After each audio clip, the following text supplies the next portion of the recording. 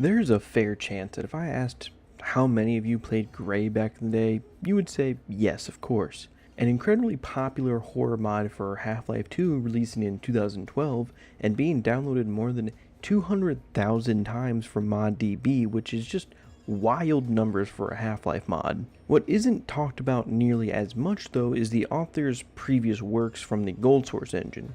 Honestly, I was just looking for another great horror Gold Source game to play, since the last one I played was Hammerhead, which I will still say deserves more love. Go check out the Hammerhead video, or just Hammerhead if you want to. I'd greatly recommend it. So, I thought it'd be fun to look all the way back to 2007 and take a look at some early hot horror mods. I personally have played Gray. It's been a while, so I don't fully remember the experience, but I do remember leaving the mod with a positive feeling. So I'm excited to take a look back and see what this creator was smoking on in the early days. Well, let's just jump into the experience. Also, I always do this at various parts of my videos, but it probably makes sense to do it at the beginning. If you have any recommendations for some Source Engine or Gold Source mods, drop them down below. One last cleanup, I recorded both of my playthroughs, but experienced some real bad issues on the follow-up game, so that footage will be used by a full playthrough uploaded by Bullixed, so shout out Bullix for that. Mistake was released in 2007 and made by Ash Candy. The mod didn't totally go under the radar, reaching 15k total downloads. To be fair though, I don't know if most of these mods came after the popularity of Gray, which sits at almost 180k downloads. But it's still fair to say that this mod gained its own popularity and sits at a positive 7.6 rating. There isn't much story behind the mod, neither development wise or actually story for the mod. Our only story for the actual game is this mod will let us into a horrific view of Andrew Parker Asylum, and we will live through, or not, in the view of a mental patient. Without much to go off of, why wait? Let's jump right into Mistake. The game starts with us waking up in what could only be assumed to be the asylum. The place is so fucked we don't even get a mattress. With the door being locked, the only way out into the hallway is through a secret passage behind the cabinet. Once escaping, we get hit with a random explosion. This place is obviously not in tip-top shape anymore. We quickly find a flashlight and get into this large room where we need to stop a large fan to get past, and on my first playthrough I didn't even notice this like low whisper in the background.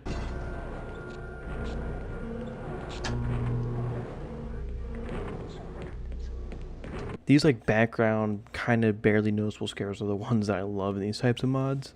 We get our first of probably many vent sections where we head through the maintenance section. As we walk through this area, we get a flash of some creature down the hall. It takes a bit of getting through some hallways before we are frightened by what looks to be some creature once again.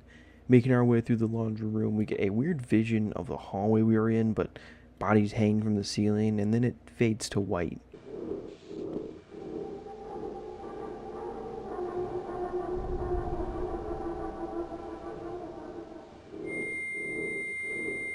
We wake up in a small cell with only a bed frame and still no mattress, to the sound of a baby crying outside our room. If we follow the baby's cries once we leave the room, we can see the creature walking off screen, seemingly towards the cries. Breaking into a room, we see another hanging body and some seemingly random movie posters. I've never really been a big fan of this. It seems like adding horror properties just to say that you know other horror properties. This area though is where we find a key to get to the staircase, and when you look at that, we finally found our mattress. Heading up the stairs, we find a dead figure and a vent locked behind some boards. Making our way through the area, we find our one and only weapon in the game. It's just a pretty standard knife. It's perfect for taking out any boards that block our path. The first door we get access to is waste management, which going through sends us back down to the maintenance level and will welcome our first enemy. What looks to be a mangled corpse with spikes sticking out of its body.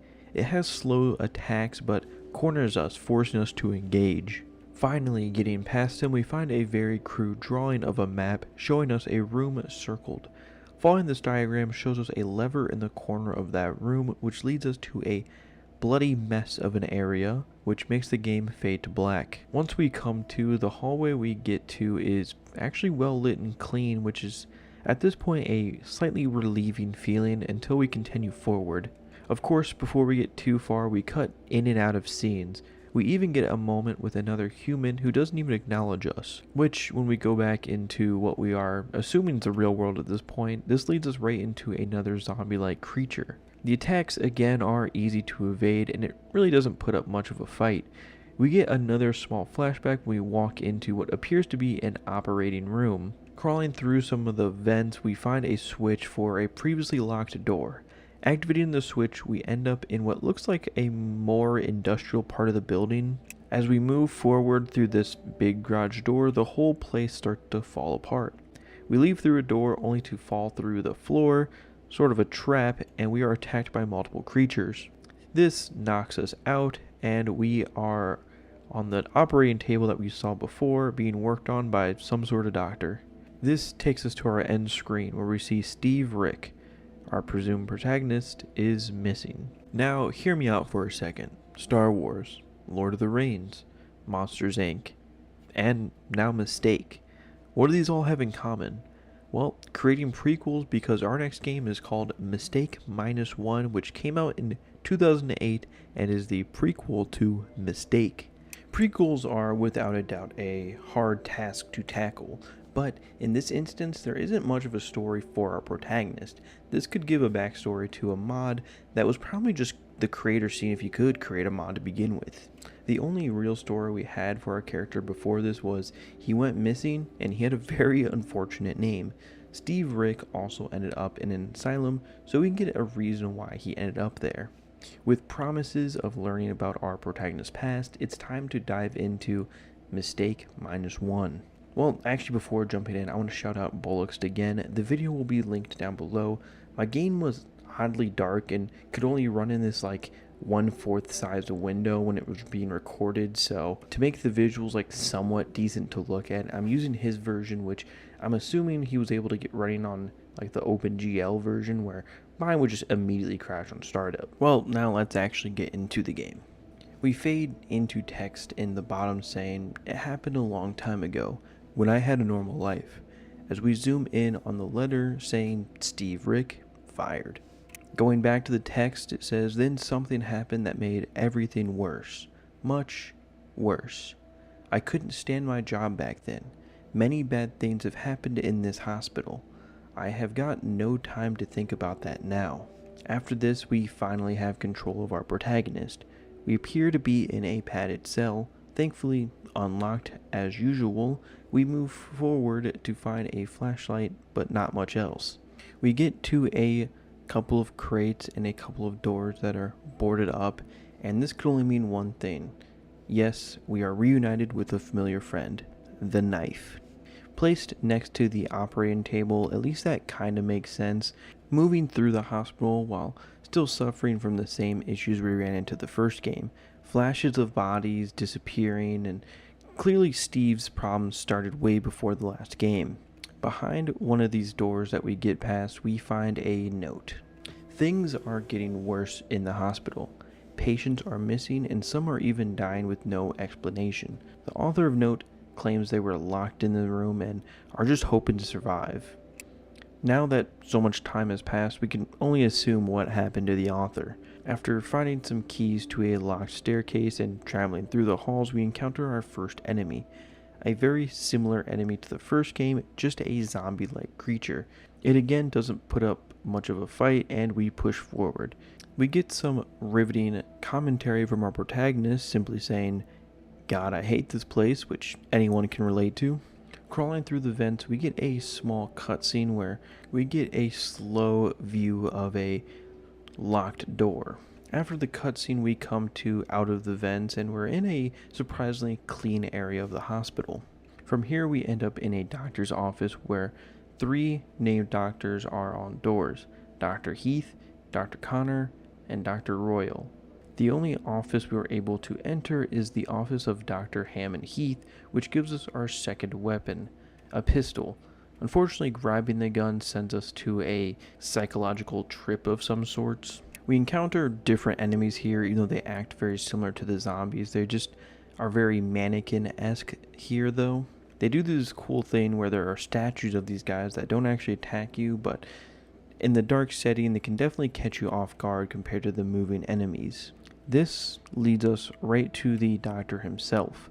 A horrible, disfigured version of the Doctor storms us as we enter his surgery room. He takes a bit more bullets than most of the other creatures up until this point.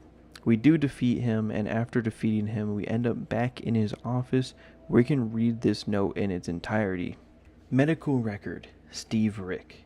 Medical history, found with his own dead child near him at the scene. He was confused and couldn't explain what had happened to her.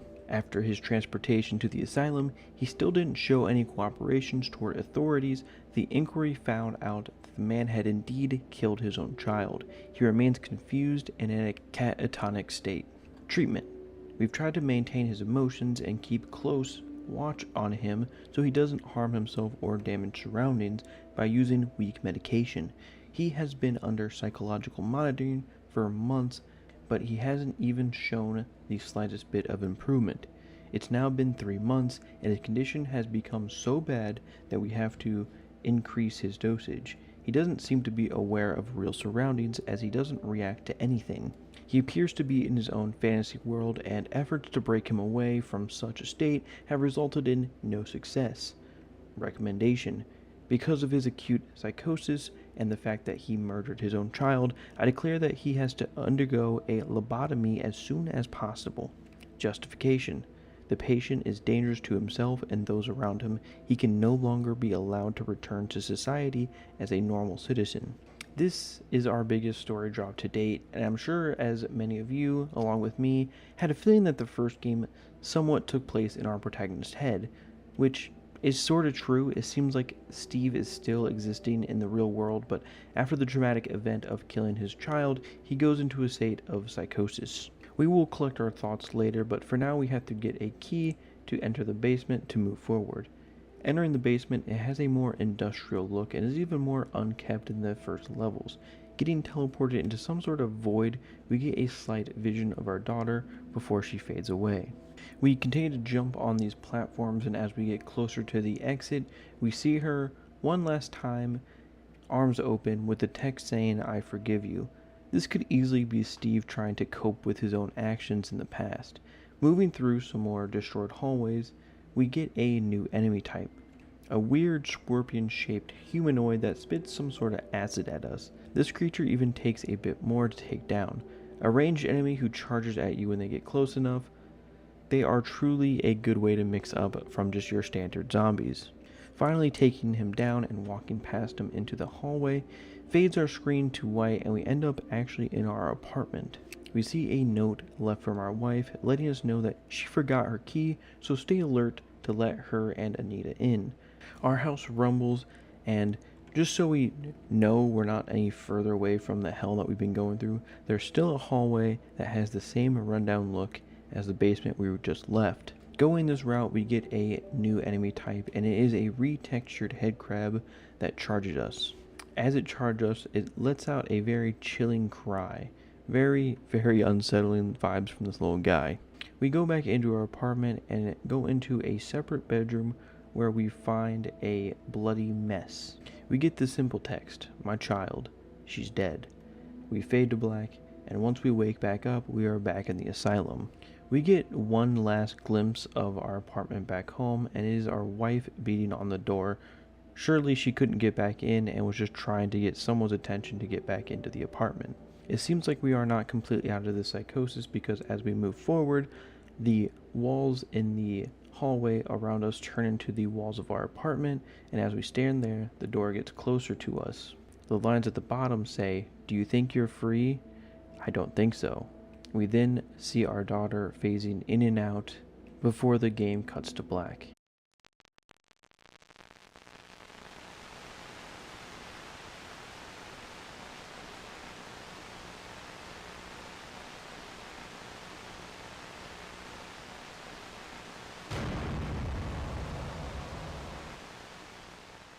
Leaving us with one last message. It happened here, and you didn't do a damn thing. This leads us to a series of exam rooms where we get flooded by an army of zombies with an even new enemy type leading the pack. He looks like a doctor of some sort. He takes a few more bullets and is just a little bit quicker and stronger than the classic zombie enemy type. Specifically, the zombies in this area look like patients that have been surgically worked on. I will say, even though the zombies are a bit generic, I'm glad that they kind of change up the look depending on what area you are in the game.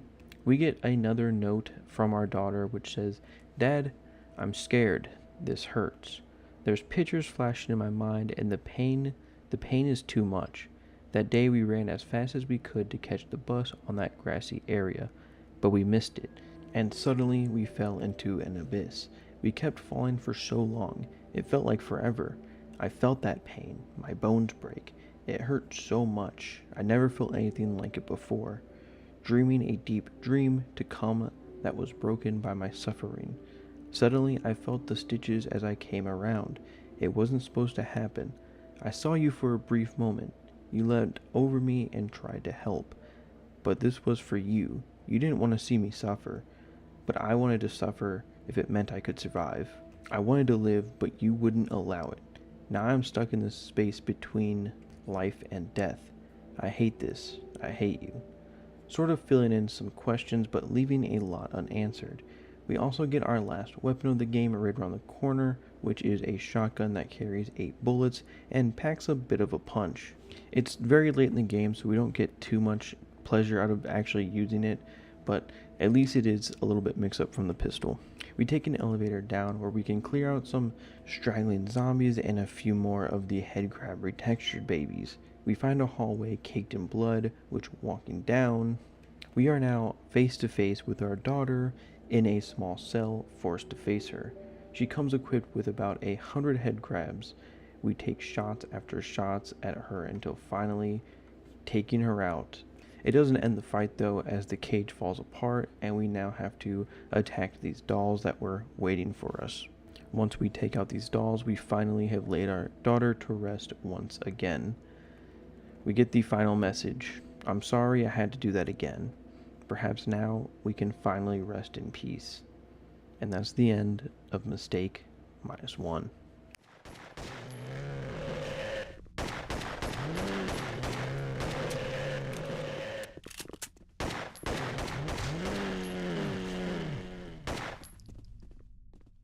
To try to make the most sense of Mistake and Mistake -1, we are going to go into the events in chronological order.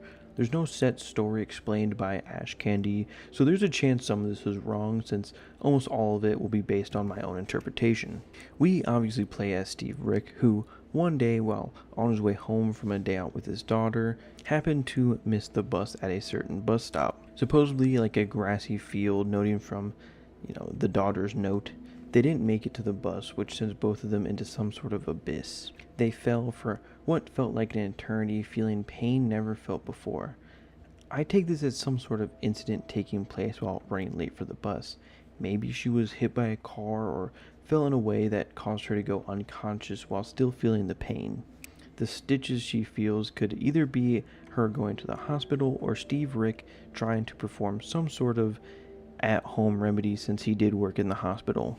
Maybe after trying to help her, realizing that he can't fully save her from this scenario and to save himself from the embarrassment of having to take her to his job, Steve Rick finds that the best way to go about it is to try to peacefully kill his daughter. Of course, instead of peacefully passing though, she gets trapped in this sort of limbo state where she blames us for all of her pain. Now, she's either leaving these notes from us from beyond the grave, or it could be Steve's perceived feelings of his daughter towards him. Whatever tragic event happened, Steve was able to bring her back to the apartment, where was probably the spot where she tragically passed away. Understandably, Steve would blame himself for what happened to his daughter, as he was with her at the time of the incident and would be the one to end her suffering. This would be the reason why Steve would get fired from his job and start his psychological evaluations from Dr. Heath. Now, whether those evaluations happened at the asylum or the hospital, either way, months later he would get transported to the asylum after these evaluations.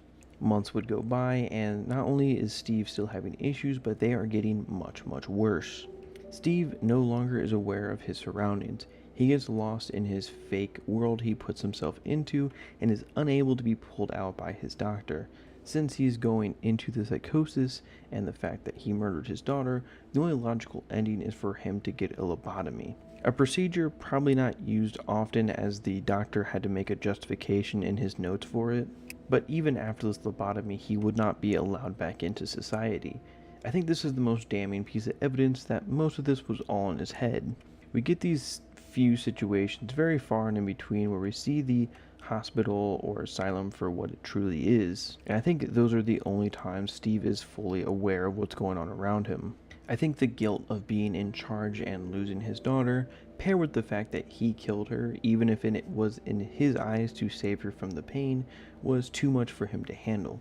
If we're going through the thought process that Steve was actually writing these notes, he even rationalizes that she could have survived after going through the pain, but that's probably not what he wanted for her. I think the ending where we kill the grown-up version of our daughter is a way for him to free himself from the state of her. The lines, "I'm sorry, I had to do that again. Perhaps now we can finally rest." He isn't just worried about his daughter, he too is at the point wants it all to be over. These events would lead us to Mistake, which truthfully doesn't lend us much in terms of story. The only parts that really stick out for me were that brief area where we see the scientist and the cleaned up asylum, and the ending. We fall through the floor into a trap where we are grabbed by a bunch of creatures and then taken to a doctor to be used in an operation. This to me feels like a bunch of nurses catching our main character as he probably tried to escape away from the asylum, only to fall into some sort of trap and end up being lobotomized. Guessing that the surgery maybe wasn't approved, or rightfully so, lobotomies aren't quite, in the realm of medical practice anymore, the doctor forges the documents to have Steve be listed as missing, when in reality he was either killed or is in a vegetative state from the operation. This is truly just my own theory behind this game. I guess you could call it a game, but I am genuinely interested to see what your guys' interpretation of the story are, as I'm sure there are a few different ones. Even I have thought of a few different ones. This is just the one that makes the most sense to me, but surely that's not the case for everybody. So let me know what you guys think of the story down below if you feel like it.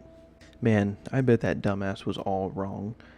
But let's get back to it. I really like the playthrough I had at these games. Overall, I understand why -1 is more popular. Just overall, the gameplay was a bit better, introducing more guns and enemies, and tying in the story to some actual points of the game make it feel like there was, you were doing stuff that actually mattered. Mistake was meant to be just like an escape from an asylum, as Ash Candy states, and it definitely plays slower and more like a puzzle horror game. At the peak of the series, these games really gained some popularity, and even more recently there was a Mistake remake in the Source engine. The story, while not always direct, actually came off as really interesting to me, the type of shit that had me scratching my chin at work. I like games where the story is a bit more open-ended on how the player wants to interpret the events of the game. How much this game took place in the real world versus how much of it was in Steve's head.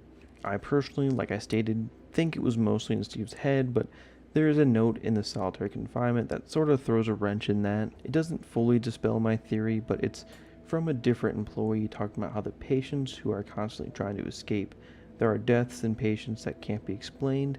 The note says the mess is growing and there isn't much that he can do about it. It's not really decided, and that's okay. Also, the game might be a prime example of how to do really good enemy reskins, specifically the head crabs. Mixed with the sound that they use and the reskins, these things actually terrified me outside of the game. Also, I want to give a huge shout out to the background ambient soundtrack. In the dull areas where not much is going on, having this kind of ambient soundtrack really fills the void, and specifically Mistake -1 had a perfect background soundtrack to it.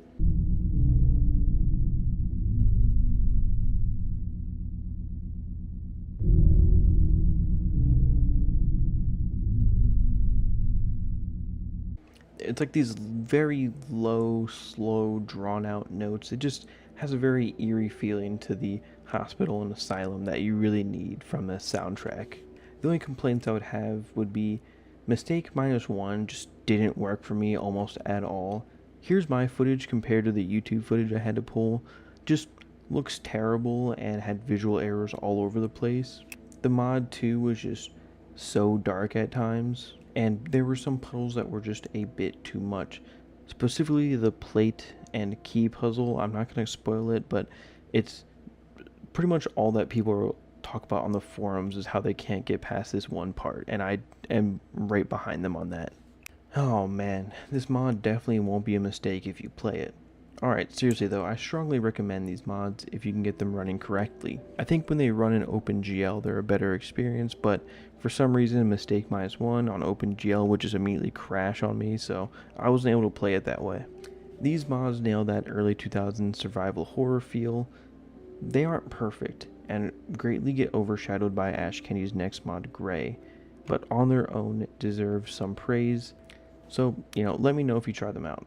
Until next time, stay miss my stakes -1.